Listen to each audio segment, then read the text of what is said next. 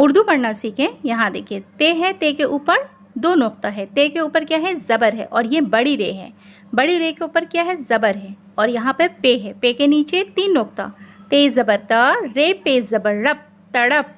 यहाँ देखिए ये छोटी रे है, ये बड़ी रे है और ये छोटी रे है, रे के ऊपर ज़बर है, रे ज़बर र, बे रे ज़बर बर, बे के नीचे 1 नुक्ता, रे ज़बर र, बे रे ज़बर बर, रबर।